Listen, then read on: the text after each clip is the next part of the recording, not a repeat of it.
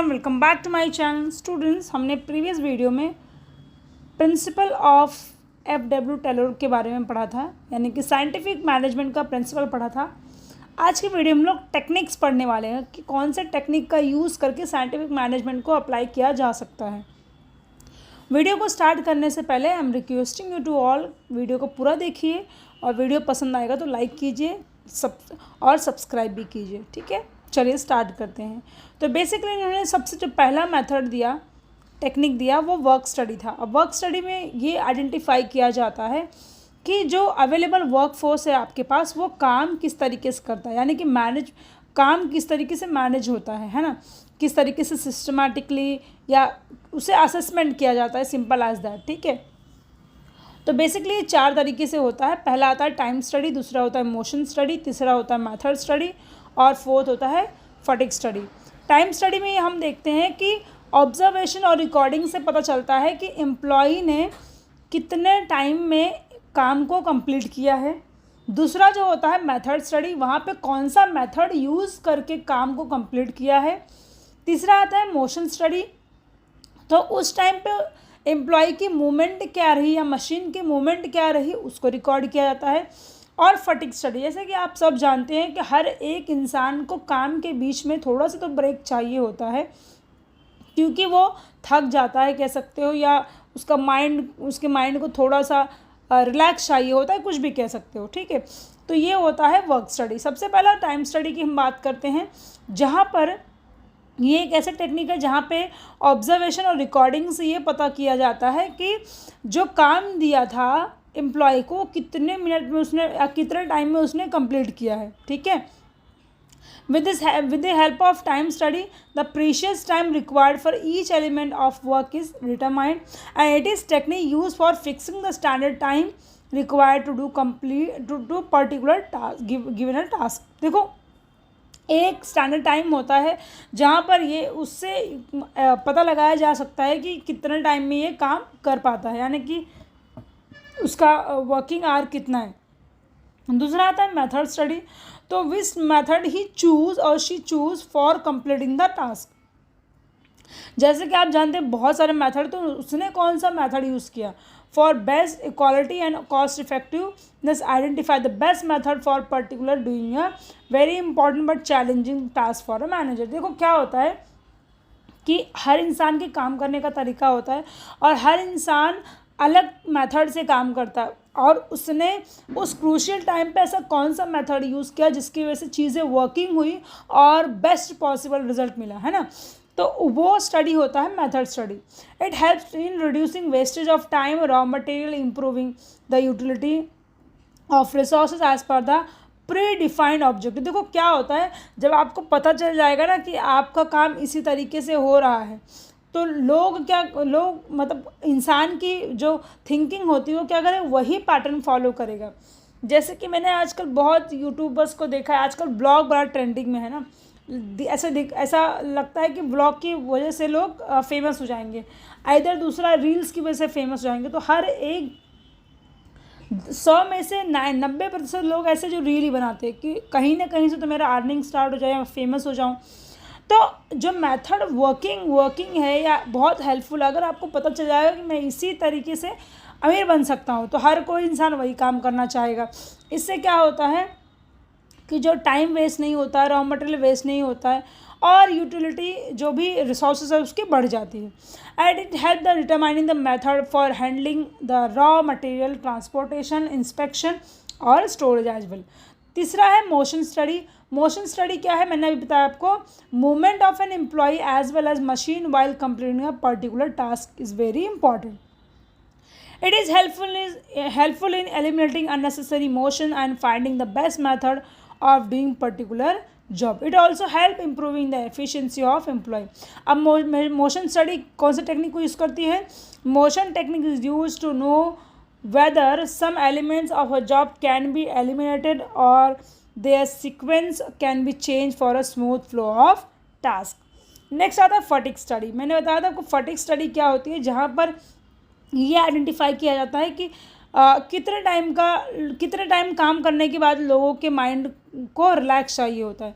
So generally long working hours without sufficient break, target pressure, heavy working tools and poor working condition result into physical and mental stress. So that is fatigue, and it has an adverse effect on the health and efficiency of employee, and the study of fatigue and steps to reduce the level of fatigue is very important to maintain the operational efficiency of an employee.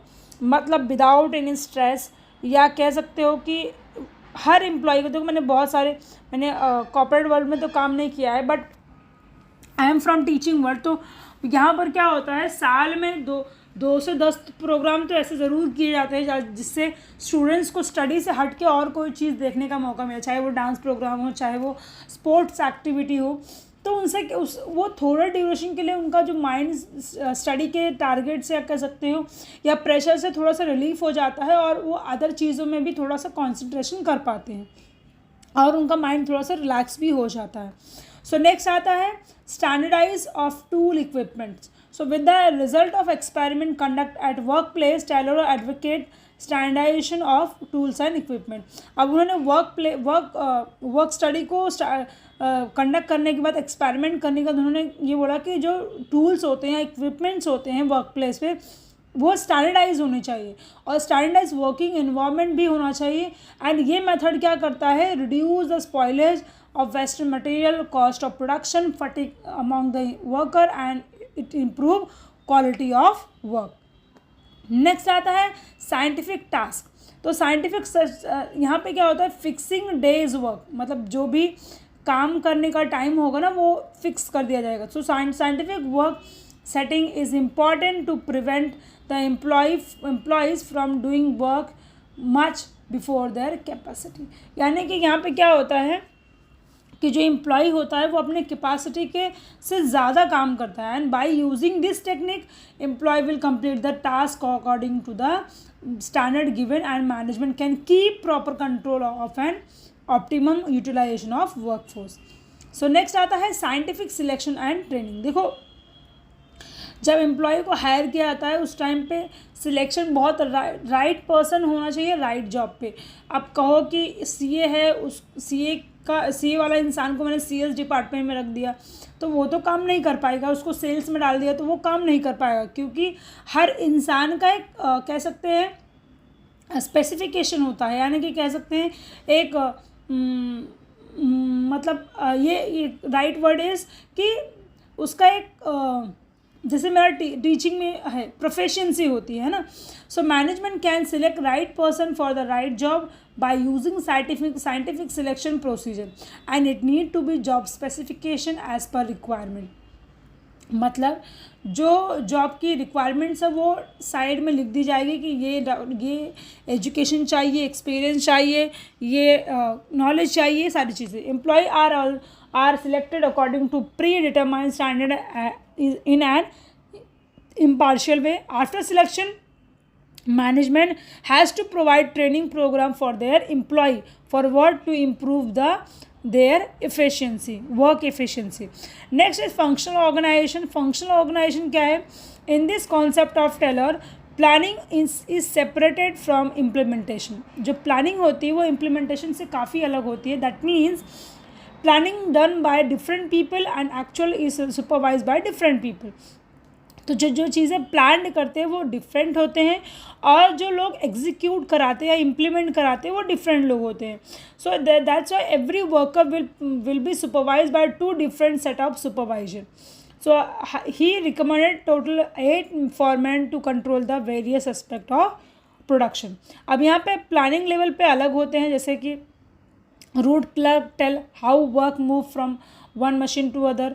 Instruction clerk जो होगा वो record instruction करेगा to complete the work, और जो time and cost clerk होगा वो time determine करेगा कि which work will be complete and workout cost.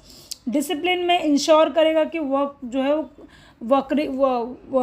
Factory के रूल्स के अकॉर्डिंग होना चाहिए. देन इम्प्लीमेंट लेवल पे क्या होता है, गैंग्स बॉस क्या करता है, एक्चुअली वर्क को डन करता है. स्पीड बॉस होता है, इंश्योर करता है स्पेसिफिक टाइम में हो जाना चाहिए. रिपेयर बॉस क्या करता है, हैंडल सिक्योरिटी और मेंटेनेंस को हैंडल करता है। इंस्पेक्टर क्या करता है, इंश्योर करता है कि जो भी प्रोडक्ट बन रहा है वो स्पेसिफिक और स्टैंडर्ड होना चाहिए। So according to Taylor, with the help of proper division of all activities into planning and implementation, management can definitely achieve the required performance from the employees. Next is differential piece rate wage plan. तो ये हमारा last point है। अब यहाँ पे wait देखो क्या होता है, मैं आपको बताती हूँ कि एक वर्कर, एक एम्प्लॉय को मार्केट के अकॉर्डिंग अगर उसे वेज मिलता है तो वो तो खुशी से काम करेगा। मार्केट वेज रेट से ज़्यादा मिलेगा तो वो एकदम एंथुजियाज्म से काम करेगा, और मार्केट रेट से एकदम कम मिलेगा तो वो तो एक तो काम नहीं करना चाहेगा, दूसरा अगर काम करेगा भी तो वो एकदम लो एफिशिएंसी के साथ और एकदम फैड अप सिचुएशन के साथ करे, क्योंकि उसे पैसा तो कमाना है एनी हाउ, तो उसे जॉब तो एक्सेप्ट करनी पड़ेगी, है ना। So remuneration should be fixed in such a way that average work is motivated to attain a standard output. So Taylor suggests the differential piece wage system. Higher rates are offered to employees who complete the work more than standard quantity under this system.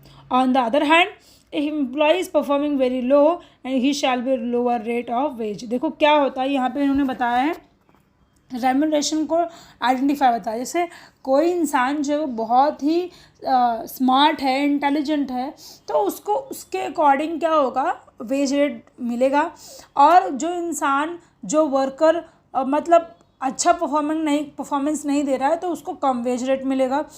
और जब आप ज़्यादा कह सकते हो कि rate देते हो, उससे क्या होता है कि एक एम्प्लॉय मोटिवेट होने के साथ साथ एक एंथुजियाज्म से और इफ़ेक्टिव वे में काम करता है, जिससे आपका काम जो है बेस्ट पॉसिबल वे में होता है। तो ये थे हमारे 6 techniques of Taylor scientific management का। ठीक है, चलिए मिलते हैं नेक्स्ट चैप्टर में। तब तक के लिए चैनल पे बने रहिए और चैनल को सब्सक्राइब करना बिल्कुल ना भूलें। Thank you so much.